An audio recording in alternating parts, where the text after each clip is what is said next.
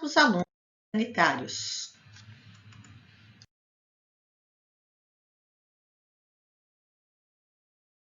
Isso, né? Quando se vai proceder à construção, projeto de construção de um aterro sanitário, é a avaliação do local. Então, será usada a plano e altimetria, né? Um avião topográfico, né? Para que dados sejam adquiridos, né? Pela aerofotogrametria, né? Um gráfico ou tabela das quantidades de resíduos e de solo necessário como recobrimento, né? E é importante também as ferramentas de Sistema de Informações Geográficas, SIG, né? Em que podemos ter as camadas, né? Com as informações sobre a declividade do terreno, né? E isso vai nos dar ideia sobre a movimentação de terra que vai haver de solo que vai haver naquele local. Isso é, considerando a quantidade de solo que irá acumular entre os próximos 5 a 10 anos. Também é importante uma visita para identificar a área de preenchimento e seus ambientes, localizar a infraestrutura de trabalho e construções auxiliares, assim como a linha de via de acesso, as drenagens, o pátio de manobra, a cabana de vigilância. Avalia-se o método de preenchimento, a fonte de recobrimento do material, né? Porque nós vimos que o material de recobrimento ele tem algumas características determinadas por norma, né? O método de preenchimento os métodos estão descritos no livro Tratado sobre Resíduos Sólidos, de acordo com as normas vigentes. A distribuição e a finalidade dos taludes, que vão ter a massa de resíduos sólidos aterrada em suas células, né, diárias, para finalmente começar a definir a sucessão da construção. Que os senhores vão construir, né, a partir dos dados do estudo de caso que foi proposto como prática. Então, a população é aquela projeção da população e o ano zero é o ano corrente, né? Então, a projeção vai começar no ano corrente e aqui mais 20 anos após o ano corrente. A produção per capita vai encontrar no Sistema Nacional de Informações do Gerenciamento de Resíduos Sólidos, né? Então, vai ser, como já foi dito, né? Uma planilha dessa, pelo menos para geração diária e anual e acumulada, né? Que os senhores já fizeram, vai ser uma planilha dessa para cada município que compõe o consórcio. Por quê? Tem municípios menores cuja produção per capita é bem menor, a geração per capita de resíduos, né? Então, e os municípios maiores é maior a produção per capita. Então, se a gente soma a população e multiplica por uma produção per capita maior, a gente superdimensiona o aterro. Então, vai fazer cada população por sua produção per capita, né? E para o aterro, né? Então, até aqui, os senhores vão fazer uma para cada cidade, né? Então, para o aterro, consórcio de municípios, aí sim pode somar a população, pode até deixar em branco essa produção per capita, ou fazer com o diário, quilograma por dia, somado, fazer a divisão e achar uma produção per capita média para aquele consórcio de municípios, né? Porque os senhores vão fazer para cada município até aqui, né? E vão somar quilograma por dia diário, tonelada por ano diário e acumulado para os municípios que compõem o aterro sanitário, né?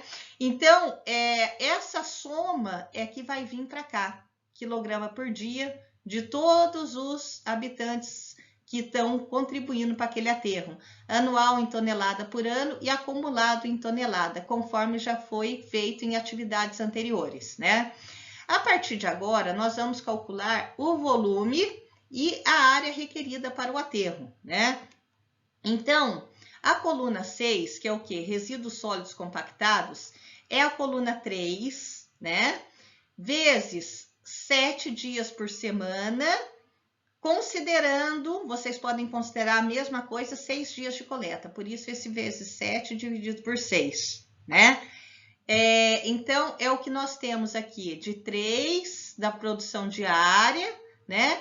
Vezes 7 sextos, vezes DC. nós vamos ver o que é DC nas próximas slides. Os resíduos sólidos produzidos em uma semana são levados ao aterro durante os dias de coleta. Normalmente, entre segundas e sábados, 7 dias de produção, 6 dias de coleta, né? Aqui nós já temos aqui o DC, né? Então, o DC é a densidade do resíduo compactado entre 400 a 500 kg por metro cúbico. Então, nós vamos dividir, né, a quantidade pela massa, pela densidade dele compactado. E aí nós teremos o volume diário, né? Vai escolher entre 400 e 500 kg por metro cúbico. A célula 8 é igual à célula 6, que a gente acabou de calcular, vezes 0,2, que é 20 a 25% do volume para o material de cobertura de resíduo compactado, porque a cobertura também é compactada, né? Então, a gente faz essa célula 8 aqui, né? O anual é muito simples, é só multiplicar o diário por 365, né? Então, a gente vai ter o volume anual em metro cúbico, né? E o material em cobertura é só a gente pegar também e multiplicar o diário pelo anual, né? Resíduos sólidos estabilizados, né? Então, em metros cúbicos por ano, nós vamos aí já considerar a densidade dele estabilizada, entre 500 e 600 kg por metro cúbico. Então, é uma conta bem parecida com essa, só que vai ser o quê? Com relação a esse DE aqui, resíduo sólido estabilizado. A coluna 11 é o volume metro cúbico, o material de cobertura anual, mais os resíduos sólidos estabilizados anual, né? Então, esse daqui é a coluna 11. A coluna 12 é muito simples, acumulado, ou seja, essa célula é igual a essa e essa célula é igual a essa mais essa, né? Essa célula vai ser igual a esta mais esta, né? Então, e assim por diante. Esse vai ser o acumulado. Qual é a área requerida do aterro? A coluna 13. Vai ser a coluna 12, a acumulada, dividido por OH, é a altura estimada do aterro. Então, imaginem que vocês têm posse do perfil hidrogeológico, né, do local. E podem fazer a altura de 3, 4 metros, vocês podem estabelecer a altura estimada desse aterro, né, que você pode ter, por exemplo, a vala, né. E o 14 da área total é o 13 vezes um fator para estimar uma área adicional, entre 20% e 30%. Para a gente ver as vias, né, para chegar às valas, uma área para manutenção de equipamentos, para guardar, uma cabine de vigilância, né? Então, para todas aquelas áreas adicionais, né? E o que os senhores vão fazer também? Com essa área total, vão multiplicar pela fórmula do método suíço, que vocês aprenderam, né, no semestre passado, mas que está também disponível, né, no capítulo, vamos ver aqui no capítulo 11, né, no capítulo 10 do livro Tratado sobre Resíduos Sólidos, né, é a equação 10.1, ou seja, a vazão média de chorume ou lixiviado em litro por segundo vai ser o quê? A precipitação média anual, vai achar a precipitação média anual do local do aterro, vezes a área superficial, em que vocês têm a área superficial do terreno, aí vão usar, né, a área que nós temos aqui, né, a área superficial, aliás, a área do 14, né, porque é o acumulado que está gerando, né, ou seja, né, não só aquela área do ano que vai gerar chorume, gera chorume um ano e para, não. Então, aí vai sendo a área total que vai sendo pega pelo aterro, né? A área superficial do terreno em metros quadrados, vezes K, que é um coeficiente em função do grau de compactação dos resíduos, né? Ou seja, se eles são fracamente compactados, com peso específico entre 0,4 a 0,7 toneladas por metro cúbico, considera-se K 0,25 a 0,50 de precipitação média anual correspondente à área do aterro. No caso de aterros sanitários altamente compactados, com peso específico maior que 0,7 toneladas por metro cúbico, aí a produção de lixiviados é 0,15 a 0,25, né?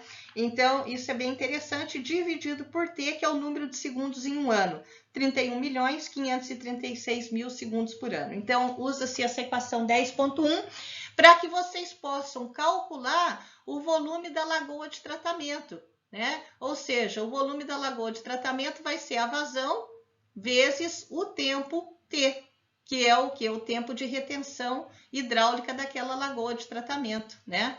Então, vai ser muito simples. Aí vocês vão calcular o volume e a área requerida para aterro sanitário e também vão calcular a lagoa, a área necessária para a lagoa de tratamento, né? Então, com o volume da lagoa de tratamento, nós podemos ter o quê? Com uma altura que vocês podem usar a mesma altura, se é 3, 4 metros que poderia escavar, usa a mesma altura para essa lagoa, né? E aí você tem mais a área da lagoa de tratamento, né? Então, isso é muito interessante. Bom, vamos relembrar aqui, né? Os aspectos demográficos da população, ou seja, a meta que esse aterro sanitário irá atender, né? Quais o número de habitantes que vai atender no máximo no final do plano, né? Ou seja, a quantidade de resíduos sólidos municipais que vai ser gerada por essa população. Então, vai haver uma projeção da população entre os próximos 5 a 10 anos para calcular a quantidade de resíduos sólidos municipais que será disposta diariamente e anualmente ao longo da vida útil do aterro sanitário. Então, usamos métodos matemáticos para fazer a projeção dessa curva.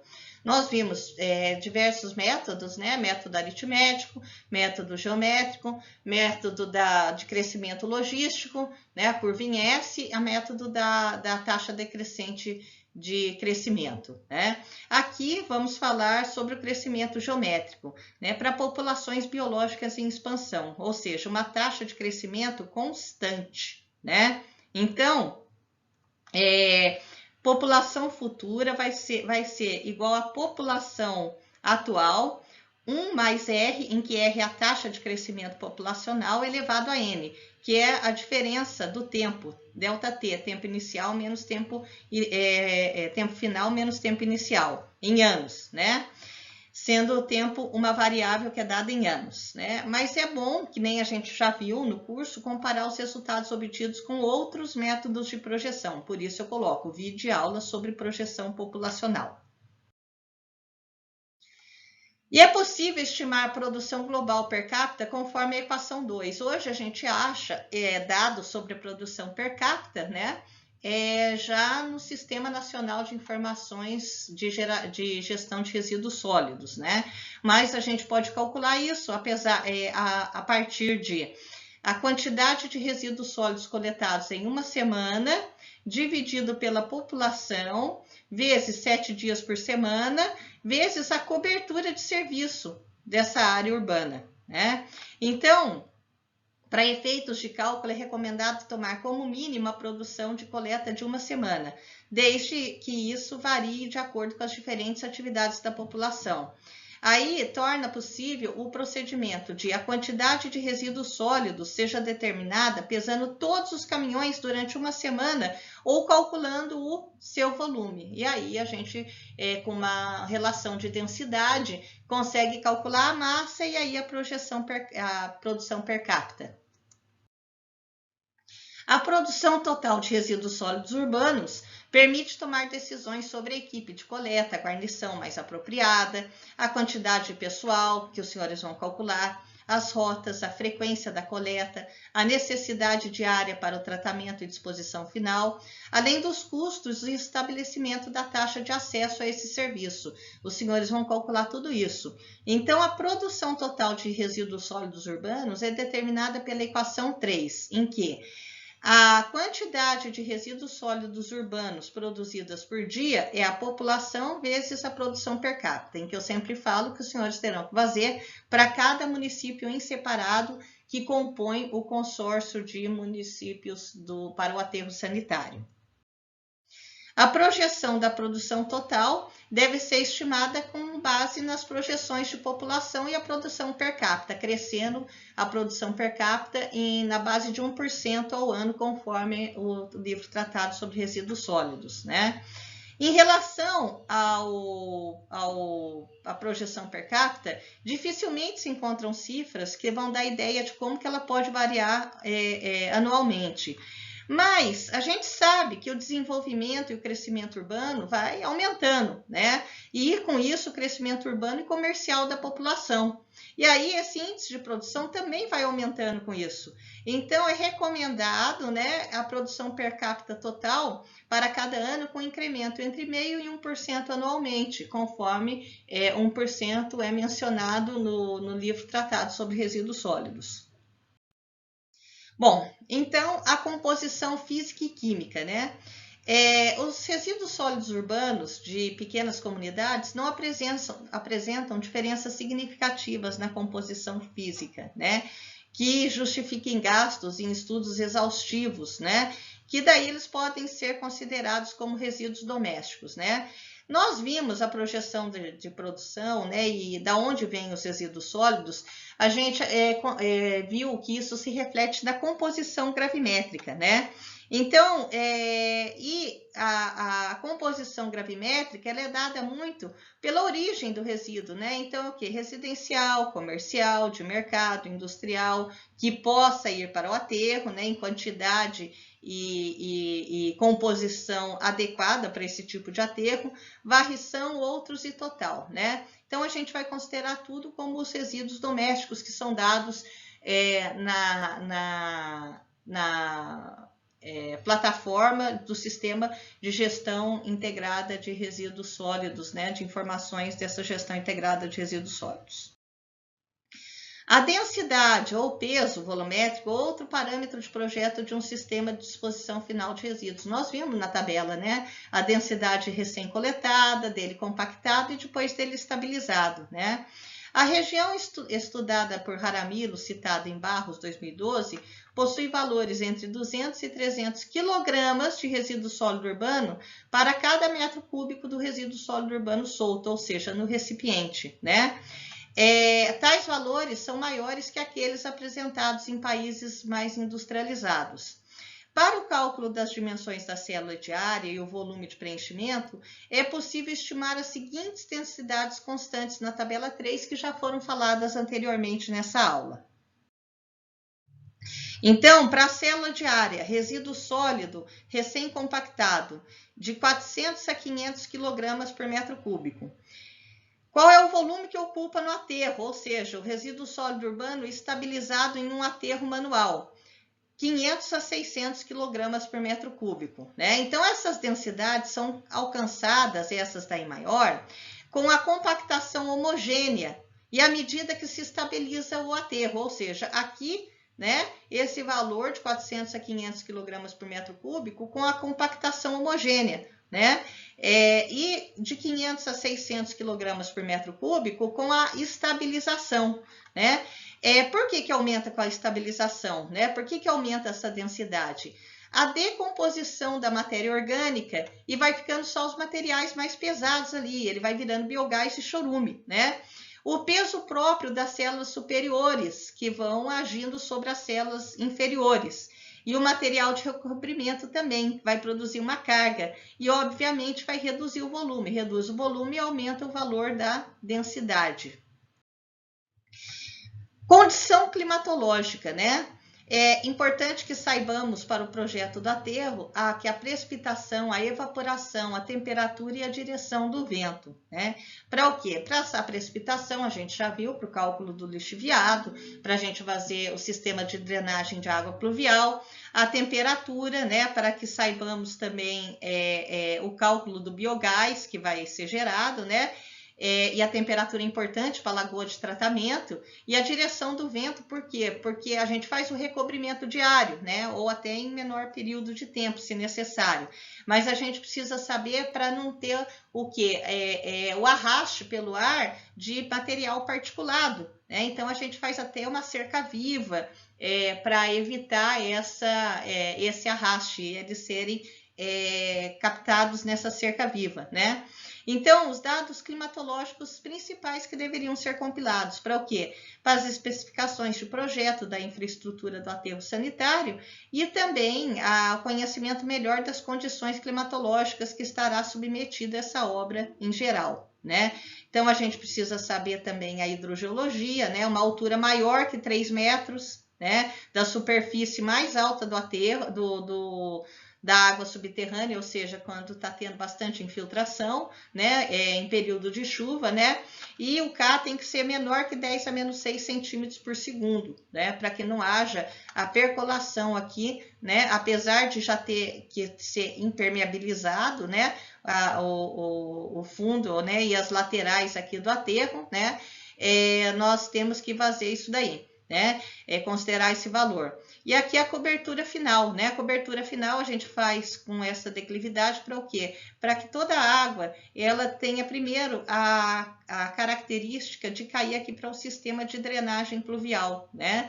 E não ter a tendência, minimizar a tendência de infiltração para acabar virando chorume, né? E aqui a evapotranspiração, né? Que a gente tem até da cobertura final com as gramíneas que a gente tem aqui de raiz bem pouquinho profunda. Os requisitos de espaço para o aterro sanitário, né, quando a gente vai calcular o volume necessário, são em função do quê? Da produção total de resíduo sólido urbano. Nós vimos, os cálculos dependem disso lá na primeira tabela que nós vimos dessa aula. A cobertura de coleta, né, a condição crítica de projeto vai ser o quê? O mais a favor da segurança é o recebimento de 100% dos resíduos gerados. A densidade dos resíduos sólidos urbanos estabilizados no aterro sanitário, vimos isso, que a gente calcula até o volume dele estabilizado, né? A quantidade de material de cobertura, 20 a 25% desse volume compactado de resíduo sólido urbano. Então, os primeiros parâmetros que se tem é o volume diário e anual de resíduo sólido urbano, compactado e estabilizado que se deseja dispor. Então, são os dados daquela primeira tabela que nós vimos, colunas 6, 8 e 10, né? Então, o volume diário vai ser o quê? A quantidade de resíduos sólidos produzidos dividido pela densidade de resíduos sólidos recém-compactados, 400 a 500 kg por metro cúbico. Né? Equação 5. A equação 6 é o quê? É o volume anual compactado, que é o volume diário, que a gente obteve com a equação 5, vezes 365 dias por ano. Material de cobertura do aterro sanitário.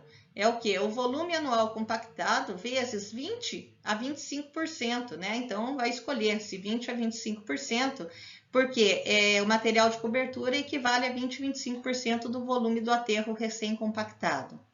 E o volume do aterro sanitário? Aí é possível a gente obter o volume do aterro sanitário em metro cúbico por ano com o volume anual estabilizado, que daí a gente vai considerar a densidade do resíduo estabilizado, que é maior, mais um material de cobertura, né? Então, a gente vai poder obter esse valor. Equação 8. Os dados obtidos são transcritos aí na tabela 1, né? E para saber o volume total ocupado durante a vida útil do aterro, utiliza-se a equação 9, que é o somatório, né? O volume do aterro sanitário durante a vida útil dele é o quê? O somatório de I igual a 1, primeiro ano, até N, que é o número de anos da vida útil desse aterro sanitário, do volume do aterro sanitário anual, né? E aí vão ser colocados na tabela 1 novamente, esses valores acumulados anualmente. Bom, necessária. Com o volume, pode ser calculada a área requerida para a construção de um aterro sanitário, com a profundidade ou altura que teria o aterro. Nesse caso, os senhores vão considerar o 3, 4 metros como se tivesse pedido, né, uma consultoria de um serviço de hidrogeologia, para ver aquelas condições de até 3 metros, né, o mínimo é 3 metros que a gente tem do fundo do aterro, né, da base do aterro, até o nível mais alto da superfície de água subterrânea, né? Então, podem imaginar que tenham de posse esse valor de 3 a 4 metros e podem usar. Este parâmetro só será conhecido se o projetista possuir uma ideia geral da topografia, né? Então, nós vamos fazer esse cálculo para toda a vida útil ou período de projeto. A área requerida vai ser função de quais fatores? A quantidade de resíduo sólido urbano que se deverá dispor, a quantidade de material de cobertura, já fizemos o cálculo, a densidade de compactação dos resíduos sólidos urbanos, fizemos esse cálculo, né? A profundidade ou altura do aterro sanitário, áreas adicionais para trabalhos complementares. Aí, a partir da equação 8, que nós já vimos em slides passados, é possível calcular as necessidades de área deste modo, lá na tabela 1, coluna 13. Ou seja, a área para aterrar sucessivamente, né, do aterro sanitário vai ser o volume anual do aterro sanitário, metro cúbico por ano, dividido pela altura ou profundidade média do aterro sanitário, que eu digo que os senhores podem escolher 3 ou 4 metros. A área total requerida na tabela 1, coluna 14, será a área total, um fator, né, que a gente já falou, que é para as obras complementares, né, para o funcionamento do aterro, vezes a área do aterro sanitário, né? Na tabela 1, aí a gente vai incorporar os parâmetros mencionados para o cálculo do volume do aterro sanitário. E aí a gente vai estimar a área para cada local alternativo quando se conhece a profundidade do aterro. Projeto de taludes, obras de terra. São obras de engenharia construídas no solo e muitas de suas estruturas ou partes são executadas com solo, né, terra. Então, os trabalhos principais de um aterro figuram construção dos taludes, né, das bermas de equilíbrio, das trincheiras, escavar os canais de drenagem, os acessos em terra e de camadas de terra, ou seja, solo compactado para impermeabilização ou proteção. Nas fases de construção e operação, a estabilidade dos taludes, né, do solo, e as terraplenagens, que são feitas o quê? Da massa de resíduos sólidos urbanos que foi compactado. Vamos falar dentre os diversos métodos, os métodos que os senhores irão para o consórcio de municípios. É o método da trincheira que os senhores vão utilizar. A escavação periódica das trincheiras deverá ter uma vida útil de 60 a 90 dias. Então, esse dado é um dado que os senhores vão utilizar para o cálculo, né, do avanço do serviço, de acordo com o livro tratado sobre resíduos sólidos, né? Então, em terrenos planos, né, por exemplo, declividade de 5% em várias direções, o que vai se buscar? Otimizar o uso do terreno e facilitar essas escavações, né? Então, a gente tem que observar que as trincheiras sigam as curvas de nível. Então, recomenda-se realizar a abertura das trincheiras com escavações na parte inferior do terreno, para então ir se elevando à medida que vão preenchendo, né? Então, aqui as trincheiras, né? 5, 4, 3, 2, 1. Aqui é o solo original, né?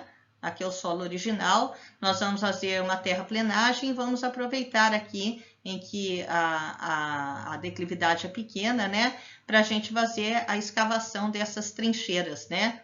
E depois tentar combinar com o método da área, né? Ou seja, aproveitar, né, essa declividade natural aqui, né? E a gente faz um terrapleno, né? E vai aproveitando para fazer o quê? O método da área sobre as trincheiras, uma combinação, né? Então, isso é bem interessante para aproveitar bem essa área destinada para o aterro. Aqui está o método da trincheira, né? Tem que ter uma área de circulação, né? Aqui várias trincheiras em um terreno de 1 até 12, né?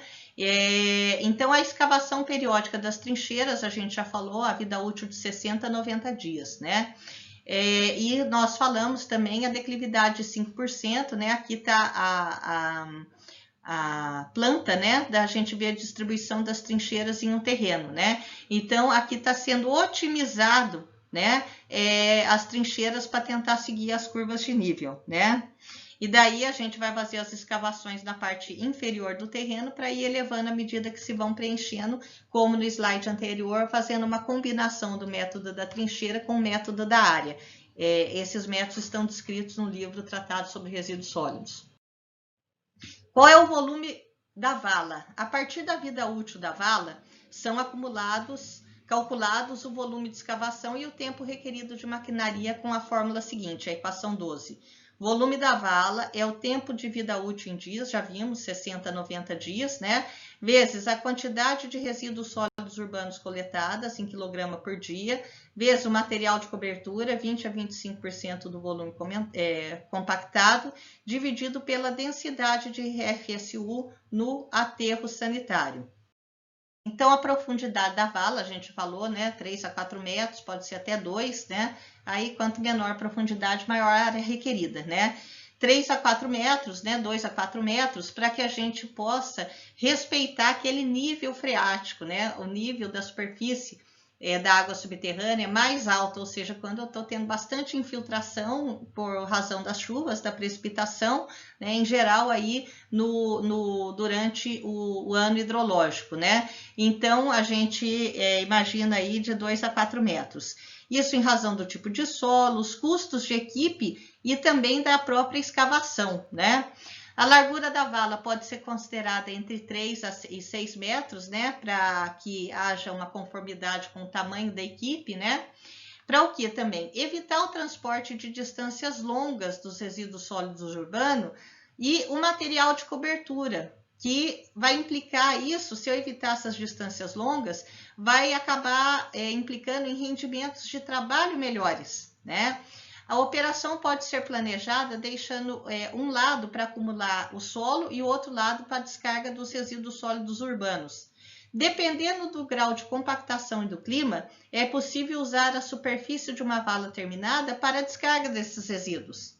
Então, o tamanho é condicionado ao tempo de duração ou vida útil da vala, né? Então, o tamanho da vala vai ser o volume da vala dividido pela largura, que a gente viu aqui de 3, né, a 6 metros, né? Vezes o quê? A profundidade, que 2 a 4 metros. Os senhores podem usar esses valores. Então, de maquinaria, né? Para o tempo de maquinaria, há valores importantes na página 246 do livro Tratado sobre Resíduos Sólidos, tabela 9.2. Né? Então, o tempo requerido para a escavação da vala e movimento do solo em geral dependerá muito do material do solo, do tipo e a potência da máquina, do seu sistema de tração e da experiência do motorista.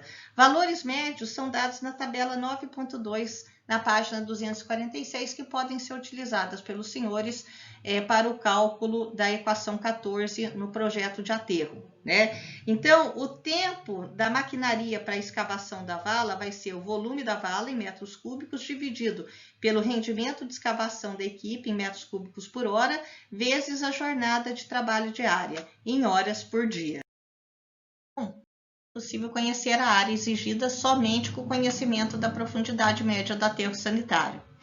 Na prática, nos deparamos com um terreno para o qual é necessário calcular o quê? A vida útil, né? Então, com relação ao método da trincheira, uma vez calculado o seu volume, supõe-se um fator para as áreas adicionais, separação entre as valas, vias de circulação, isolamento, né? Então, é considerado o número de valas que se poderia escavar no terreno. O número de valas vai ser igual à área total do terreno, dividido pelo fator das áreas adicionais que nós calculamos, né? E agora nós vamos dividir para descobrir o número de valas, né, que eu posso usar, vezes a área de cada vala, em metros quadrados, né? Então, é recomendado que a separação entre valas seja de 1 metro para dar maior estabilidade, né, e não ter desabamento. Essa separação depende do tipo de solo, da forma da trincheira, se é quadrada ou trapezoidal, entre outros fatores. Lembrando que o fator para as áreas adicionais é de 1,2 a 1,4, que pode ser usado pelo grupo de alunos também para o cálculo do aterro sanitário para o consórcio de municípios. Então, a vida útil será dada pela equação 16. Vida útil desse terreno vai ser o tempo de serviço da vala, né, vezes N, né, que é o número de anos, dividido por 365 dias por ano, né? Então, cálculo da capacidade volumétrica do local, né? Então, volumes de grande tamanho, né, ao redor de um eixo, em geral, o trabalho de campo nessa categoria de determinação de volumes compreende a obtenção de seções transversais a intervalos regulares do comprimento de um eixo do projeto poligonal. Nós vamos ver o que significa isso na figura seguinte. Primeiro, são calculadas as áreas dessas seções e, em seguida, usando a regra de Simpson para volumes de prismas, pode calcular o volume de material que deverá ser retirado ou colocado. Quais são os métodos? O próprio, já dito, né, regra de Simpson, ou pela regra do prisma, ou a partir das áreas externas. Aqui, vamos apresentar aos senhores o volume a partir das áreas externas. A partir do eixo do projeto e da nivelação das franjas de um terreno, é possível calcular o volume entre duas seções transversais consecutivas, multiplicando a média das áreas das seções pela distância que as separam. Para estar mais próximo da realidade, é recomendado seções de 20 em 20 metros. A figura é a figura próxima, a figura 12, né? Nós vamos ver. Então, vamos só aprender qual é o volume entre as seções, o cálculo, né? E depois a gente vai verificar o que são esses dados da equação conforme a figura 12. O volume é o quê? A1 mais A2. Quem são A1 e A2? Áreas das seções transversais em metro quadrado. Veremos na figura 12 onde elas estão, A1 e A2. Vezes a distância entre as seções A1 e A2, né? Então, é recomendado seções aí de 20 metros, né? Dividido por 2. Essa fórmula será mais precisa à medida que A1 e A2 tendam a ser iguais. Em geral, a precisão deste método é mais que suficiente, pois se supõe que o terreno será nivelado uniformemente entre as duas seções, mesmo se sabendo que o volume real é bem diferente. Aqui temos, né? Então, aqui está a área 1 e a área 2, né? Então, olha o volume de uma trincheira. Aqui nós temos, né, o cálculo, né, dessa área, né, que tem 8 metros, né, de altura, 6 metros da base menor, aqui do trapézio, né? E com a declividade, né, por exemplo, 1 para 1 aqui, né, a gente consegue saber quanto que é 6 mais esse trecho e 6 mais esse trecho, né, que seria A mais C e mais C, né? Então, os senhores irão calcular, né, isso daí. Aqui está apresentada novamente a fórmula, né, da equação, para que os senhores a vejam agora, tendo conhecimento do que representa numa representação esquemática. Cálculo da vida útil. O volume do terreno, ou seja, o volume compreendido entre as configurações inicial e final do terreno, calculados mediante qualquer um dos métodos, nós mostramos o método 3, mas existe o método 1 e 2 também, né? Anteriormente, nos dará o volume total disponível. A vida útil pode ser estimada da seguinte maneira: o volume total disponível do terreno se compara com os valores da tabela 1, coluna 12, que foi o volume teórico que a gente calculou. E agora a gente vai ver descontando, né, as áreas, né, considerando-se algumas especificidades aí do terreno, né, até encontrar um valor similar ou ligeiramente maior. Na coluna 0 da mesma linha, irá ser observado o número de anos que equivalem à vida útil do terreno. Projeto do canal interceptor de águas pluviais, que a gente viu que a gente quer desviar o máximo possível as águas pluviais para elas não virarem infiltração e com isso lixiviado ou chorume. Pode ser de seção trapezoidal, seção circular, seção triangular, seção quadrada e seção parabólica, né? Então, o que a gente tem aqui? Aqui é a superfície original do terreno, né? A gente vai fazer uma terraplenagem, né? Um corte aqui, né? E aproveitar o resto da superfície original do terreno, né? E aqui nós temos, né, uma seção trapezoidal aqui. E a superfície de água a gente vai calcular, né, de acordo com Manning. Então, pode calcular também a vazão que suporta essa bacia hídrica, ou seja, a bacia de contribuição para esses canais interceptores de águas pluviais, através do quê? Do método racional que os senhores aprenderam em hidrologia. E as dimensões do canal seguem a equação 25, ou seja, a vazão que percorre o escoamento máximo vai ser o coeficiente de escoamento vezes a área de drenagem dessa bacia, dividido por 3,6 vezes 10 a sexta, né? E aí nós temos a vazão que vai percorrer o escoamento máximo, né?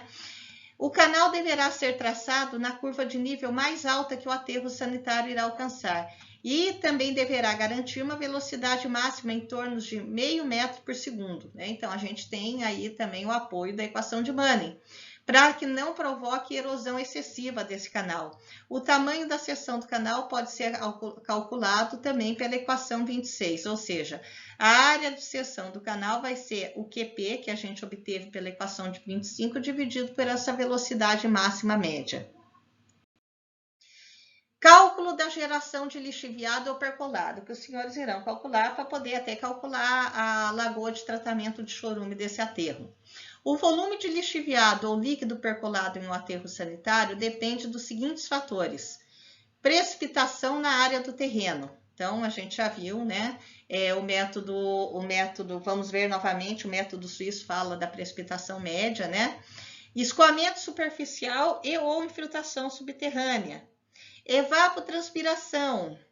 Umidade natural dos resíduos sólidos urbanos. Aqui nós temos bastante matéria orgânica na composição gravimétrica, então a gente vai ter bastante contribuição dessa matéria orgânica aí para a produção do lixiviado. Grau de compactação, entra no valor de K, que a gente viu, né, e vai ver novamente aí no método suíço. E a capacidade de campo, ou seja, a capacidade do solo e dos resíduos sólidos urbanos para reter umidade. Então, o método suíço, por exemplo, permite estimar de maneira bem rápida e simples a vazão de lixiviado ou líquido percolado pela equação 27, ou seja, a vazão média de lixiviado ou líquido percolado vai ser 1 sobre T, que é o que? O número de segundos em um ano, 31.536.000 segundos em um ano. Vezes P, a precipitação média anual. Facilmente o grupo poderá obter, né, em dados, informações sobre o regime hidrológico da área em que vai ser o terreno. Vezes a área superficial do terreno. Os senhores calcularam a área superficial do terreno. Vezes K é um coeficiente que depende do grau de compactação dos resíduos sólidos urbanos, cujos valores recomendados vão ser mostrados no slide seguinte. Para aterros fracamente compactados, com peso específico de 0,4 a 0,7 toneladas por metro cúbico, estima-se uma produção de lixiviados entre 25% e 50%, ou K igual a 0,25 a 0,50, da precipitação média anual correspondente à área dos aterros. Para aterros fortemente compactados com peso específico maior que 0,7 toneladas por metro cúbico, estima-se uma geração de lixiviado entre 15% e 25%, ou seja, K 0,15 a 0,25 da precipitação média anual correspondente à área do aterro. A geração de lixiviado ocorre principalmente durante os períodos de chuva e alguns dias depois, e é interrompida durante o período seco. Há uma adaptação desse método de cálculo para calcular a geração de lixiviado em função da precipitação dos meses de chuva e não de todo o ano, levando-se em consideração a assertiva do slide anterior. Os dados de precipitação, sejam dos meses de chuva máxima expresso em milímetros por mês, com o qual se consegue uma boa aproximação da vazão gerada, é dada na equação 28, né? Vazão média de lixiviado gerada é a precipitação máxima mensal, milímetros por mês, vezes a área superficial do aterro, vezes K, um coeficiente que depende do grau de compactação dos RSU que nós vimos no slide anterior. Cálculo da célula de área. Os senhores terão que calcular também a célula de área, né? Então, as dimensões e o volume da célula de área depende de fatores como os seguintes: a quantidade de área de resíduo sólido que será depositada no aterro, o grau de compactação, a altura da célula de área mais cômoda, por exemplo, se o trabalho for manual, ou não, né? Se não for. a frente de trabalho necessária que permita a descarga dos veículos de coleta. Para a célula diária, recomenda-se uma altura entre 1 metro e 1,5 metro. Os senhores podem usar esse valor também, devido à baixa compactação alcançada pela operação manual, e a fim de atingir uma maior estabilidade mecânica para a construção da terraplanagem do aterro sanitário, os taludes terem estabilidade. A partir do volume diário de despejos compactados e levando em conta as limitações de altura, irá ser calculado o avanço e a largura da célula, procurando manter uma frente de trabalho mais estreita possível com bases nas equações 31 a 33 dos slides seguintes. A partir da quantidade de base produzida diariamente, quer dizer, essa equação 31, nós vamos ter uma quantidade média diária produzida no aterro sanitário. Fala, mas eu não tenho por dia? Tem, né? Mas considerando 365 dias por ano, né? Agora, a gente vai pegar esse valor e vai multiplicar por 7 dias por semana, mas só pelo número de dias hábeis ou úteis em uma semana, os dias em que efetivamente ocorrem a coleta. Normalmente 5 ou 6 dias, pelo menos para municípios menores. E aí a gente vai ter a quantidade média de resíduos no aterro sanitário, né? Vai dar um pouquinho maior por causa desse 7 dividido por 6, né? E o volume da célula diária vai ser essa geração que a gente acabou de achar, geração média, dividido pela densidade dos resíduos sólidos recém-compactados no aterro, de 400 a 500 kg por metro cúbico no aterro sanitário manual, vezes o material de cobertura de 20 a 25%. Aí, devemos notar que a densidade usada para o resíduo sólido urbano recém-compactado, já vimos, ele é menor que do resíduo sólido urbano estabilizado, na tabela 3 da presente aula, que se emprega para o cálculo do volume. Então, a área da célula vai ser o volume da célula dividido pela altura, né, que é o limite que nós falamos agora há pouco, entre 1 metro e 1,5 metro, né, para uma operação bem executada. Então, ele fala de alturas entre 1,5 metro e 2 para aterros sanitários com operação manual, com utilização de menor quantidade de material cobertura. Usem a altura de 1 metro a 1,5 metro, né? Tamanho ou avanço da célula, a largura, né? Vai ser a área da célula dividido por A, né? Então, que a gente sabe que é a largura que se fixa de acordo com a frente de trabalho necessária para a descarga dos resíduos sólidos urbanos pelos veículos coletores, que os senhores podem usar os mesmos valores empregados no cálculo do exemplo de aterro sanitário no livro Tratado sobre Resíduos Sólidos. O livro Tratado sobre Resíduos Sólidos, daqui, o livro Tratado sobre Resíduos Sólidos, a partir da página 239, ele mostra o dimensionamento do aterro sanitário com todas as fórmulas, né? Com a configuração do aterro sanitário, o volume, né?